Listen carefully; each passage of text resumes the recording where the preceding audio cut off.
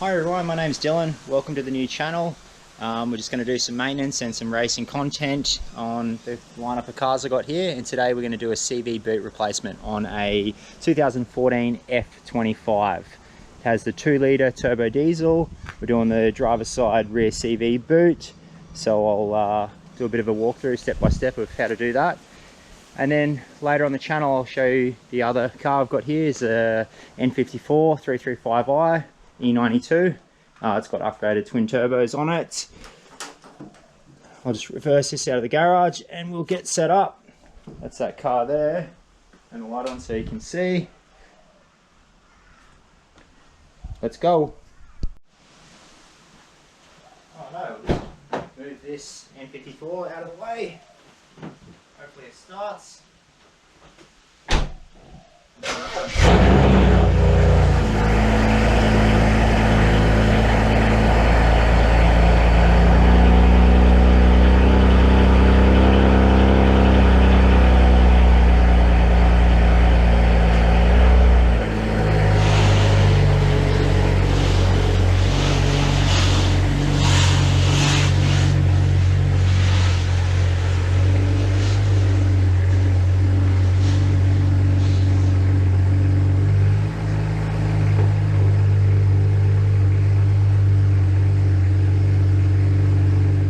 So I've cracked all the wheel studs there, just a breaker bar 7mm socket with the lock nut for that one extra stud. I've got a jack stand, chock the front wheels, and I am just jacking it up off the diff down there, make it safe, and we're good to go. Okay, so I've got the wheel off, put it under the arch there for support. I've got a jack stand under there, lowered it onto that, jack's there. Now we're just going to use this Allen key here to crack that bolt there.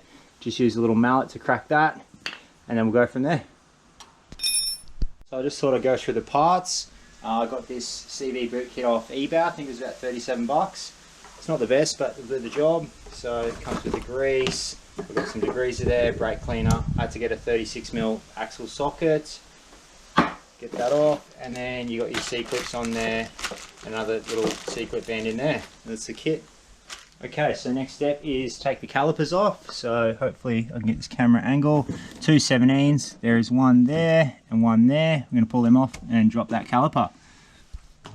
Okay, so correction, the caliper bolts were 16mm, the back there and there, and I had to manually decompress the calipers. So to do that I use a T27 Torx bit, took that bracket off the back of this unit here.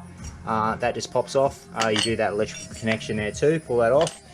And then you use a T45 to decompress the back of that unit there, the electronic parking brake of the caliper, and that will release this to be able to get the calipers off. Thought I'd get some footage of that T45 back of the caliper. It is, hopefully you can see that, just there. You wind that out clockwise until it stops, and then you can decompress. I just got a bit of tie wire, tie that to the side there, and we're good. Okay, so now with the calipers off, tied out of the way, I just tapped out those 2 knock-ins there on the axle nut with a screwdriver, and I have just picked up a 36mm socket, axle socket for that there. So we'll crack that with a breaker bar. Okay, so I had a bit of trouble with the axle nuts, but just used some heat to help crack that off. So I used a heat gun, put that on for a minute, and I had a gas gun on there as well, and it finally cracked. Bit of a stuff around, but finally got there. So heat for the win.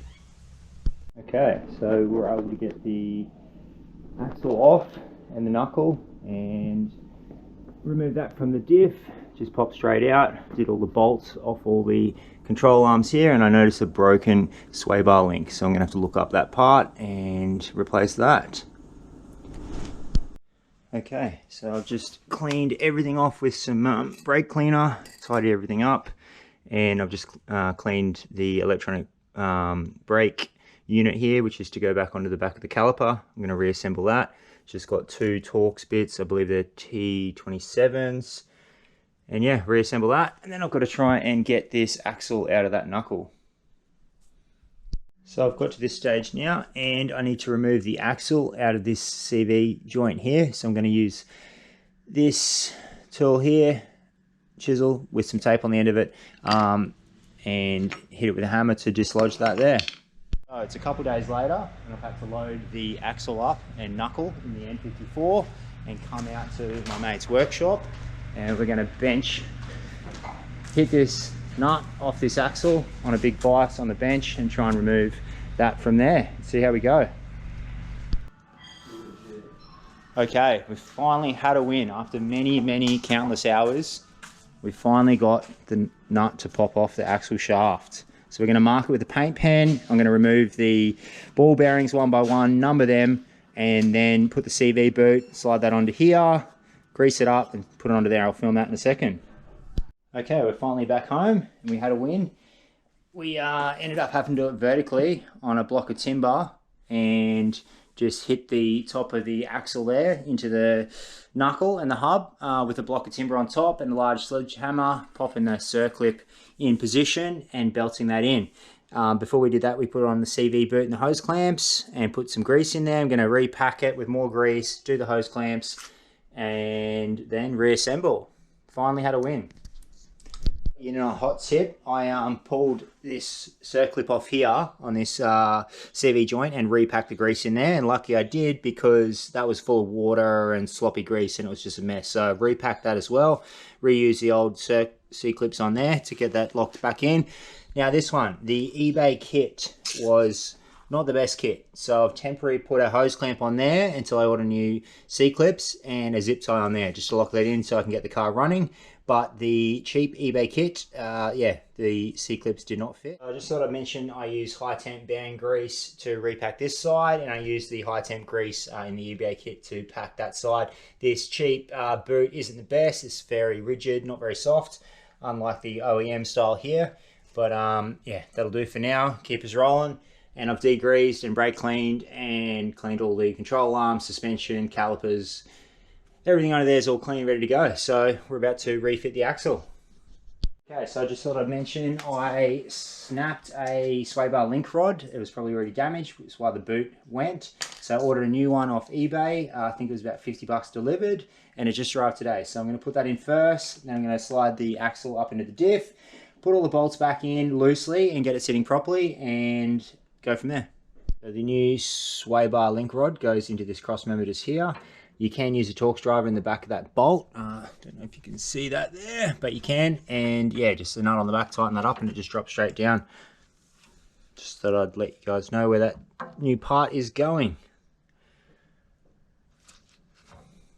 Just using a 17 open-ended spanner and putting this on first before I put the axle and knuckle in, just because it's probably going to be easy to get to now before the knuckle goes in.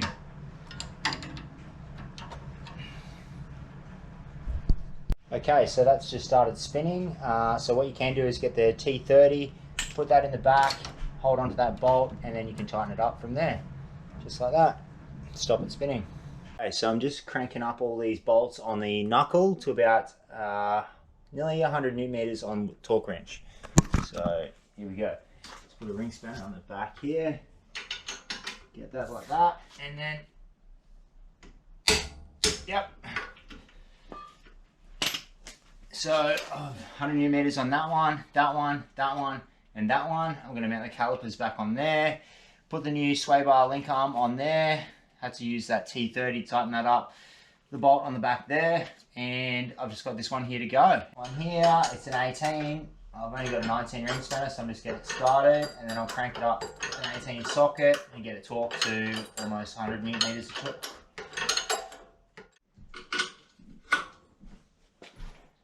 Alright, got the torque wrench on here. We're going to try and get 100 Newton meters of torque on this last bolt, and then we're almost done on this section here.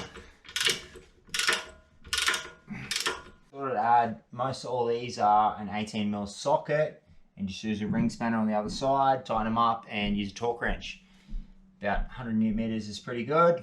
And yeah, we're just going to rerun these sensor lines, clip them back into these clips here, like so. There's a connection box up in here, and that just plugs into that connection there, and you shut the lid, and it clamps in up through there.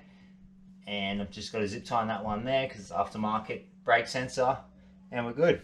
Got to mention when you're putting these back in, Run them in this order. This one on the left goes up into there, plugs in, that lid shuts there. And, sorry, get a light on that. And just push them into that bracket there. If you can see that tiny little bracket there, those rubber grommets feed into that bracket just there. And then they come down and clip into these clips here and run around to their surfaces. So what I mentioned, these rubber grommets, I should say, they do clip in these brackets here, and you can just slide them along the cable. So once I have that in place and the caliper's back in, I can slide that grommet in position to go into the bracket here. And they're seated there, and there's a bracket there, and it plugs into that little box up in there. Everything else is torque spec to 100 Newton meters, and we're pretty much good to go. I'm just gonna mount the calipers and adjust all this and go from there. Okay, so just a side note, just make sure the axle is seated all the way up in there to the diff. I just had to sort of hit it with a pry bar and a hammer just to get that last centimeter, so it's all seated up in there correctly all the way. Everything's attached, everything's to torque. About to do the calipers and the disc and put the last few bits on. Okay, so I've got a 36mm socket for the axle nut, threaded it on by hand. I'm just going to crank that up, make sure I get 100 Newton meters. Yep, we're good. Sorry, so you just want to tap in those tabs there and there. I'm about to tap that one in, that's tapped in, just to lock that axle nut in. Got everything to torque spec and seated. We're going to put the heat shield back on. I've tapped those two tabs back in over the axle nut. It's going to put this heat shield on, and then we can put the calipers on and the disc. Just a 10mm socket to note, there's 4 of them, and just crank that up and put them in. But yeah, 10mm socket. Okay, so now we're going to put the disc on. Now that that heat shield's back on, just slides over the hub like that, and you've got a 6mm Allen key, just goes in there to lock the disc in place, just like that. So I'll just show you guys this. Just while I was working on it, I used a bit of tie wire and just tied the calipers up in position just off that bracket there, just to hold that out of the way while I did the job. And I've just cut that, and I'm going to reseat it and bolt them on. There's 2 bolts there, and they just go to the back of the hub there and there. Okay, it's starting to look like a car again. Everything's on there. Just thought I'd note these bolts for the calipers at the back. They're a 16mm socket. There's 2 of them. Locate them on there, and then plug your electronics back into the top there like that. Reroute your lines, clip them in, and you're good.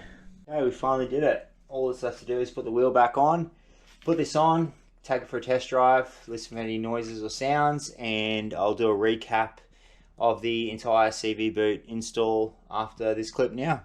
Just on all these wheel nuts to 100 Newton meters of torque. And we're good to go, finally. Okay, had a win. First test drive went well. I'll do a recap video in the morning.